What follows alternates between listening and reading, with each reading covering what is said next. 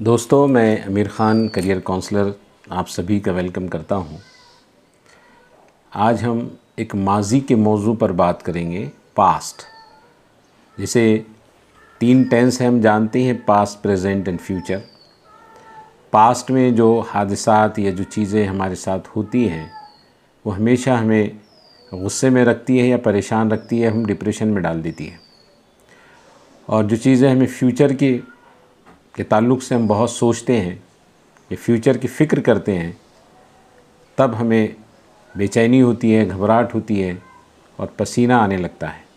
लेकिन जो लोग प्रेजेंट में रहते हैं वो हमेशा खुशहाल रहते हैं, वो अपनी ज़िंदगी मज़े से गुजारते हैं और वो बहुत प्रेजेंट माइंड रहते हैं और हमेशा प्रेजेंट हासिल करते हैं।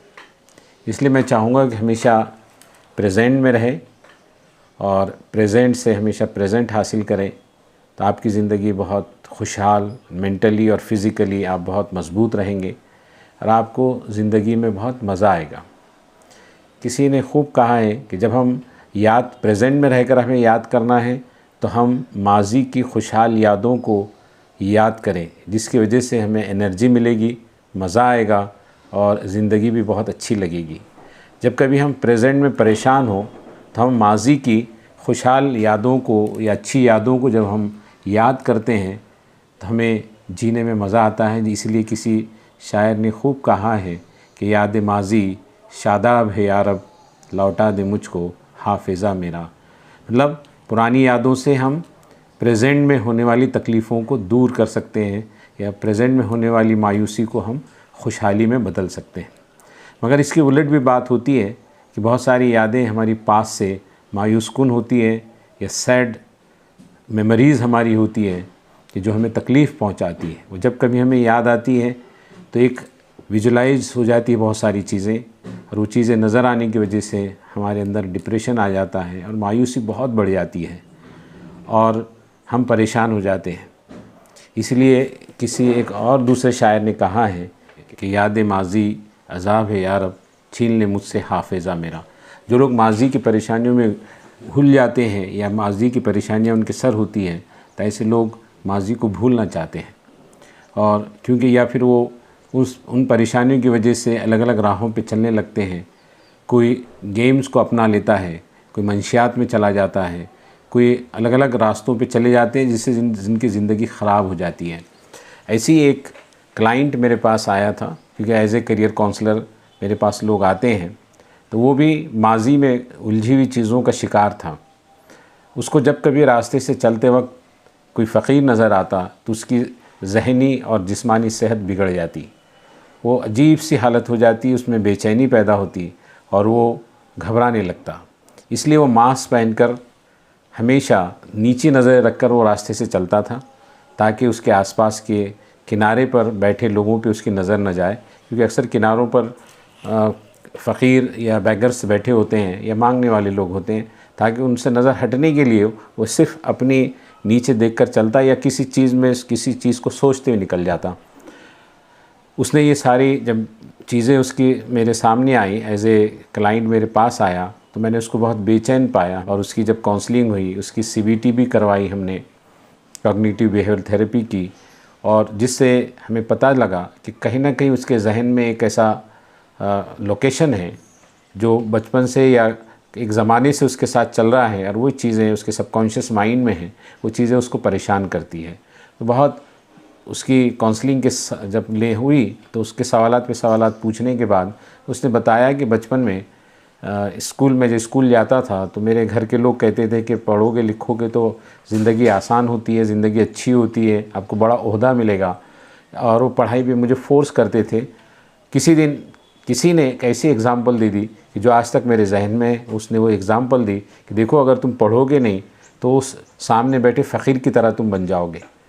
और फ़कीर की हालत देखकर मुझे वो बहुत ही गंदी हालत में था और उसकी हालत भी कमज़ोर थी, बाल बड़े थे, और वो चीज़ मेरे दिमाग में बैठ गई। जब कभी मैं वो इस तरह के लोगों को देखता हूँ तो वो चीज़ जो बचपन की मेरे को मिसाल देकर बताई गई थी, वो मुझे आज भी याद आती है और जिसकी वजह से मैं परेशान हो जाता हूँ। तो ये जो चीज़ें हैं ये हमारे अंदर एक विजुलाइज़ करती है, एक तस्वीर उसकी बन जाती है, और उस तस्वीर की वजह से हमारी ज़िंदगी हमें परेशान करती है। हमको लगता है कि मैं ऐसा ना हो जाऊं, ये तो हमारे मेहनत के ऊपर डिपेंड करता है कि हम कहते हैं कि हार्ड वर्क ब्रिंग्स हैप्पीनेस, मेहनत खुशियाँ लाती है। ये तो हमारे हाथ में है और हमारा मुक़द्दर तय है, लेकिन कोशिश ट्राई करना चाहिए। इसी तरह लोग आपको ज़माने में बहुत सारी चीज़ें बोलते हैं। अब जब ज़िंदगी है तो रास्ते पे, अलग अलग चौराहे पे या नुक्कड़ पर या घर में या स्कूल में, कॉलेज में, हर जगह या दोस्तों के साथ या खेलते वक्त बहुत सारी चीज़ें ऐसी होती हैं कि जो आपको बोली जाएगी, आपके साथ शेयर होगी, जुमले भी आपको बोले जाएंगे, कभी आपकी तरक्की के लिए, कभी आपकी प्रोग्रेस के लिए, या कभी तंज़िया, हर तरीके से बहुत सारे सेंटेंसेस, जुमले आपको बोले जाएंगे। लेकिन हमें चाहिए उसको फ़िल्टर करना बहुत ज़रूरी है।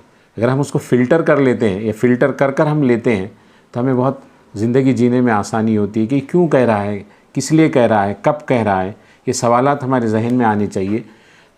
अगर इस तरह के सवालात आएंगे तो हम उसको सीरियस नहीं लेंगे। जब सीरियस नहीं लेंगे तो हमें समझने में, उस जुमले को समझने में आसानी होगी। मैं एक कहानी के साथ इसको कहना चाहूँगा, क्योंकि अल्लाह ने हमें 2 कान दिए हैं। अगर जो चीज़ें हमें पसंद आती है वो रखें, नहीं पसंद आती इस कान से सुने और इस कान से छोड़ दें।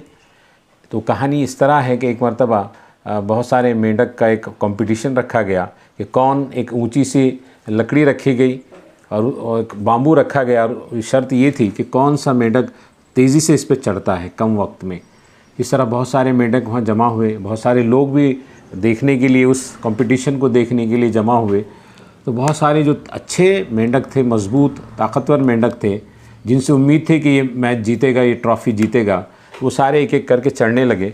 वो नज़दीक जाते, ऊंचाई तक पहुंचने वाले ही रहते कि वो नीचे गिर जाते। इस तरह सारे मेंढक ने कोशिश की, जिसमें टॉप के मेंढक भी थे, जिससे उम्मीद थी कि मैच जीतेगा, लेकिन वो भी गिर गए। एक दुबला पतला, एक लागर मेंढक वहाँ था जो लास्ट में उसने ट्राई किया और वो धीरे धीरे उस बाम्बू के ऊपर पहुँच गया और उसने ट्रॉफ़ी हासिल कर ली।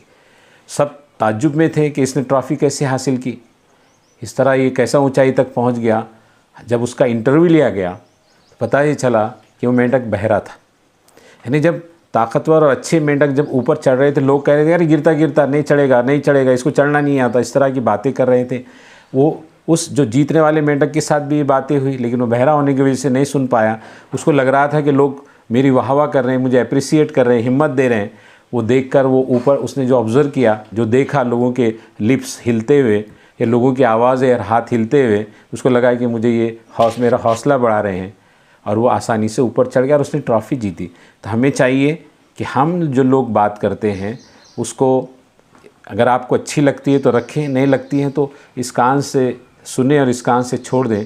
अगर आप भी बहुत सारी जगहों पे बहरे हो जाते हैं तो आपकी मेंटल सेहत अच्छी रहेगी, आपको भी परेशानी नहीं होगी। इसलिए हमेशा प्रेजेंट में रहने की कोशिश करें, और जो माजी की जो यादें हैं वो भुलाई जा सकती है।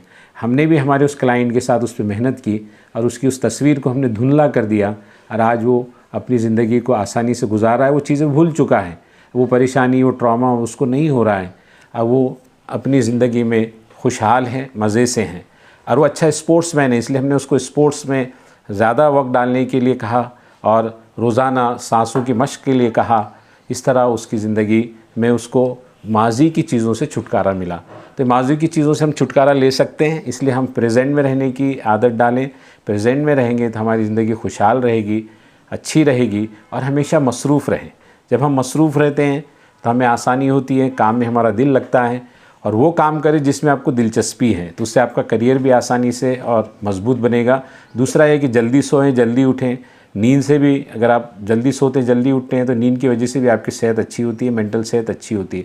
हमेशा पॉजिटिव सोचें, अच्छे लोगों के साथ रहें, और हमेशा ये कोशिश करें कि अच्छे अपने दिमाग को हमेशा या चीज़ों को फ़िल्टर कर ले, जिसकी वजह से आपको मेंटल सेहत पे कोई आपके फ़र्क नहीं पड़ेगा। उम्मीद कि मेरी बात समझ में आई होगी। थैंक यू, शुक्रिया।